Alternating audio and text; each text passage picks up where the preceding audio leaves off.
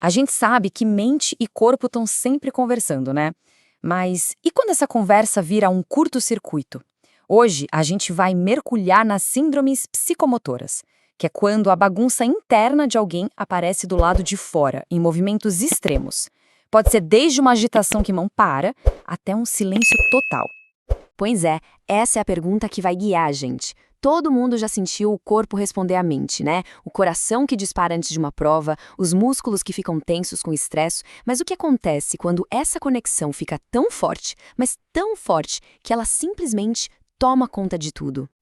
Então, afinal, o que são as síndromes psicomotores? Basicamente, são condições onde essa ponte entre o que a pessoa pensa e o que ela faz fica comprometida. E o ponto mais importante, principalmente para quem trabalha em emergências, é que saber reconhecer isso é vital. São sinais de alerta gigantescos sobre o estado mental de um paciente.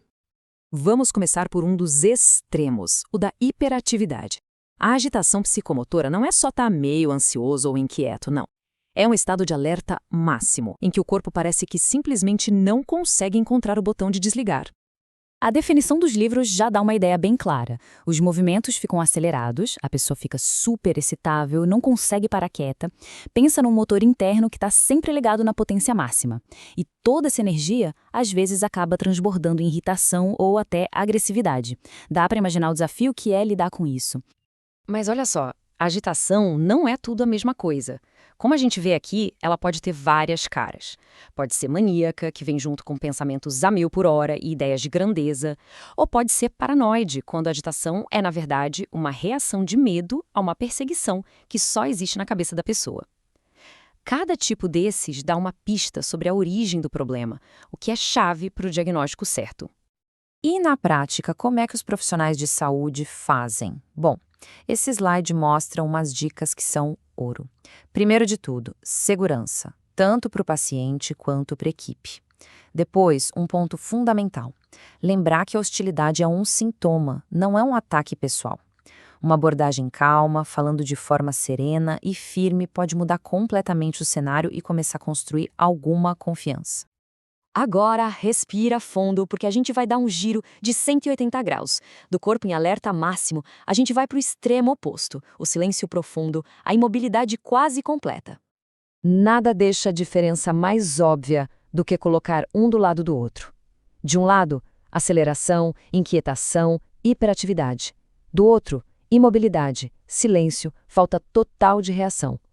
São os dois polos de um mesmo universo psicomotor, o dia e a noite. O estupor, que também pode ser chamado de catatonia, é um estado involuntário. A pessoa não está fazendo birra ou se recusando a se mexer. Ela simplesmente não consegue.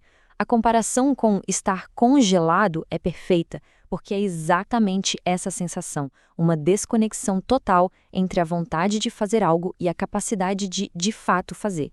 E assim como na agitação, o estupor também tem várias origens possíveis. Pode ser o resultado de uma depressão extremamente grave, um sintoma de esquizofrenia, uma reação a um trauma psicológico brutal ou até mesmo consequência de algum problema neurológico. O corpo para, mas os motivos para isso podem ser muito, muito diferentes. Ok, vamos mudar um pouco o foco agora e olhar para um público bem específico. Comportamentos agressivos e de desafio em crianças e adolescentes também entram nessa conversa e trazem desafios bem particulares para o diagnóstico e para o tratamento. Essa tabela resume bem os principais transtornos. Tem o de oposição desafiante, que é marcado pela irritação e por aquele desafio constante às regras e aos mais velhos. O transtorno de conduta já é mais grave, porque envolve violar o direito dos outros.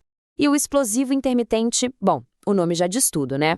É aquela dificuldade de controlar os impulsos, que leva a explosões de raiva completamente desproporcionais. E às vezes, essa falha no controle dos impulsos pode ter consequências gravíssimas. Agora a gente vai entrar na parte mais delicada e complexa do assunto, quando o comportamento alterado chega no seu ponto mais extremo. É muito importante entender esse termo. Homicídio patológico não é um termo jurídico, mas sim da psicopatologia. Ele se refere a um ato que acontece dentro de um contexto de um estado mental muito alterado, como num surto psicótico, por exemplo. Os dados mostram uma ligação que a gente precisa analisar. Alguns estudos indicam que mais ou menos 1/3 das pessoas que cometem homicídio pode ter algum transtorno psiquiátrico. É uma correlação importante, claro, mas, e esse é um as enorme, é fundamental olhar o quadro completo para não tirar conclusões erradas e preconceituosas. E o quadro completo conta uma história bem diferente. Olha só esse número que é importantíssimo. Cerca de 88% dos jovens com transtornos mentais não cometem nenhum tipo de crime. Isso quebra aquele mito perigoso que liga doença mental com violência. A realidade é que a imensa, gigantesca maioria das pessoas com questões de saúde mental não é violenta. Aquela correlação do slide anterior não significa causa e efeito, e ficar reforçando esse estigma só atrapalha quem precisa de ajuda. Isso tudo nos traz até aqui, a nossa conclusão. O objetivo de estudar essas síndromes não é sair por aí colocando rótulo nas pessoas, é entender. É um conhecimento que tem um propósito muito maior: cuidar. Então, a ideia principal que fica dessa análise é essa. A gente está falando de comportamentos, de sintomas, e não da identidade de alguém. Ninguém é agitado ou é catatônico. A pessoa está apresentando um quadro de agitação ou estupor. São sinais de que algo mais fundo está acontecendo e que precisa de atenção, de diagnóstico e, claro, de tratamento.